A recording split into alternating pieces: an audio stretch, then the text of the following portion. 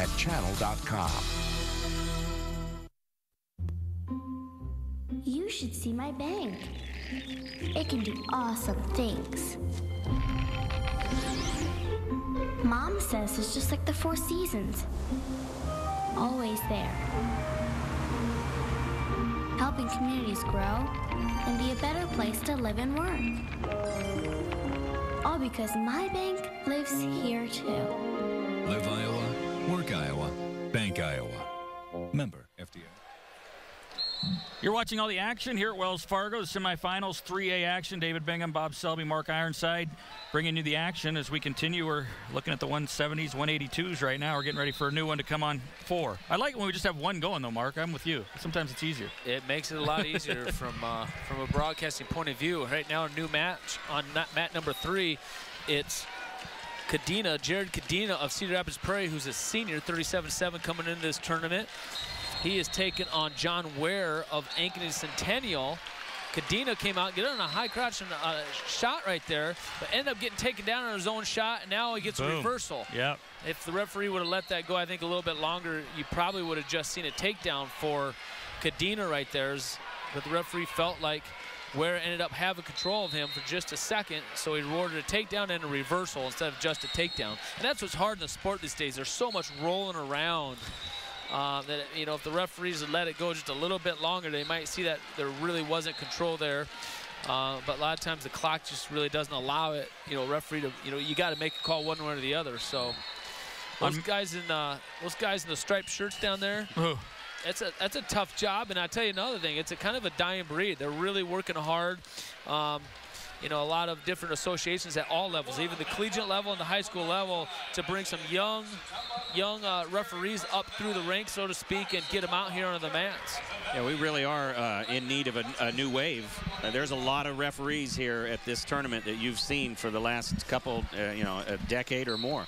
A lot of them, and they need some help. So that's true. They're getting them. Also, we should mention Otto on mat 4. David Carr. He takes down Carr for the early lead, 2-0 in that one. Otto's your number 1 ranked wrestler against a number 10 in the predicaments rankings. Otto, another underrated guy, but very tough. But Sioux City East, you know, just don't get a lot of publicity over here for us, and especially for the eastern half of the state. Sioux City East not really on the radar.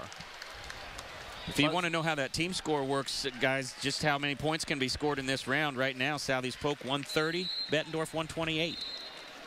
So it's a little tighter than tight. It was a humongous lead just a while ago. That's what can happen here. This isn't over. Southeast Polk has a lot more, I shouldn't say a lot more, but they got a few more bigger guys coming up yet versus what Bettendorf does not. They're a little bit more top heavy. It ends at 160 for Bettendorf. So Racer was the last points in this round for them.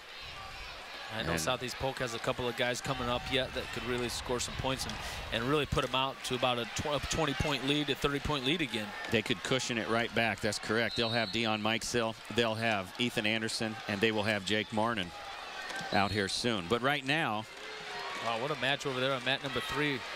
Another takedown right there for this Cadena Prairie. Something's gotten into these Prairie kids. I know Utah didn't come up victorious against Hellickson, but he fought hard. He did. And we saw Wenger.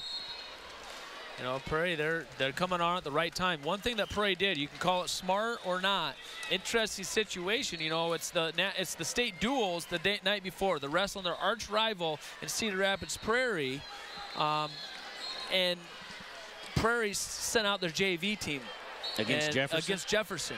And by doing that, they really conserved a lot of energy, and that was for the 3rd place match. They basically conceded the 3rd place trophy to rest their guys for this tournament, whereas Jefferson wrestled all their varsity guys. So if people at home see a big lopsided victory there, now you know why.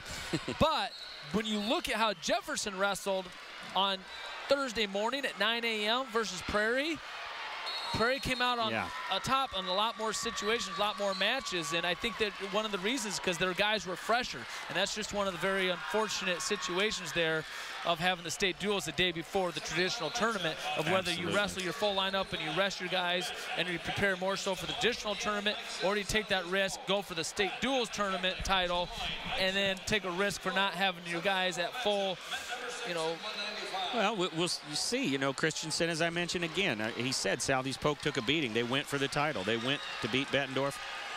But it puts a lot of pressure on you. You got to decide, what am I going to do here? They don't want you to put the JV kids in. But sometimes you got to.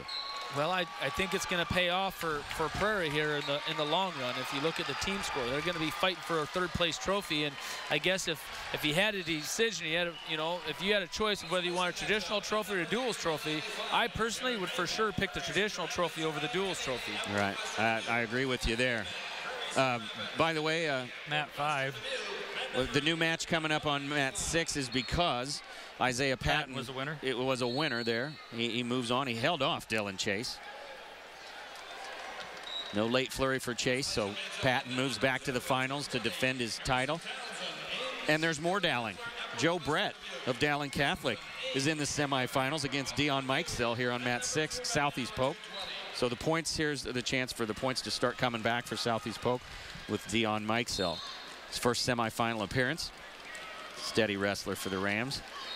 Kadena 15-4 now, Mark, on Mat 3. He's really out to a commanding lead. And the thing is, why he's getting this lead right now, if you've been watching this match in the top left corner of your screen at mat number 3, the kid's just nonstop. It's just, okay, so he just gives up a reversal, but he's already given up 2 other reversals, but he continues to keep wrestling, and he's catching wear on his back a few times as well, too. Max Lyon a winner. Max Lyon. So the storybook run for Phillips is over in the semis. He's still alive, obviously. Hey, by the way, you lose here, you will finish no worse than 6th place, guys. So you are a place winner. You are on the stand. I know he doesn't care about that right now. No. But it'll come in handy later. But Max Lyon, tough nut to crack there. Number 2 ranked wrestler. He goes on, he advances.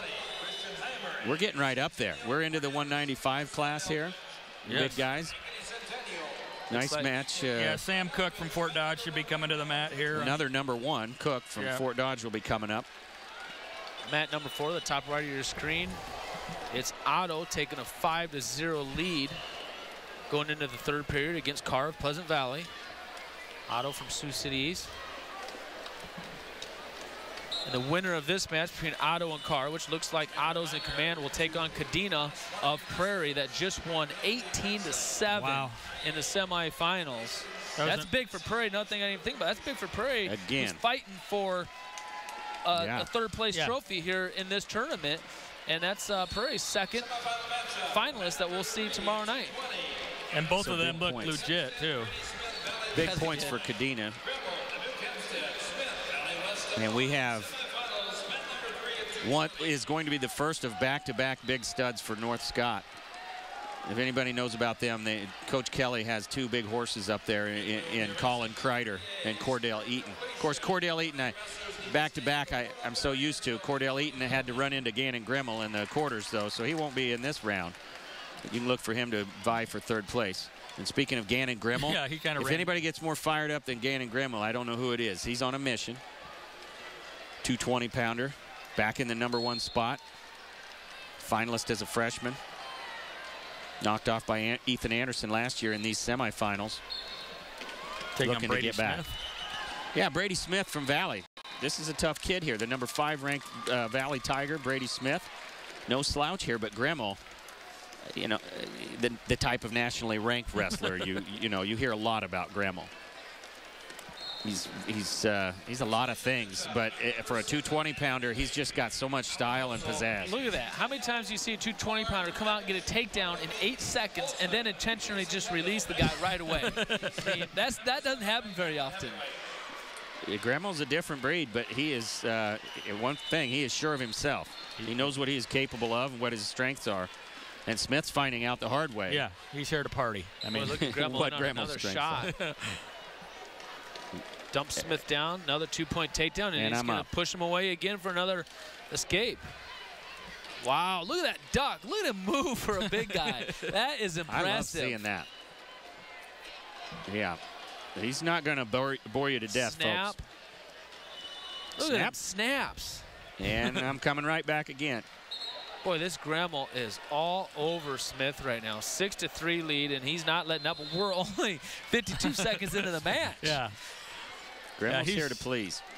You know, I like this 220-pound weight class because you see a lot of actual good physical football players fit there. They're fit athletes that are fun to watch, that are a little too small for heavyweight to compete against some of the bigger guys, but they're too big to have to cut down to 195 pounds. This weight class is perfect for football players to transition to become a wrestler as well, too. I really like this weight class. You certainly see a lot of them, the football players, at 95, obviously, but at 220, there's just a ton of them.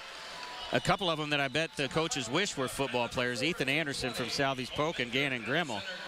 You know, not following Hempstead, I don't know if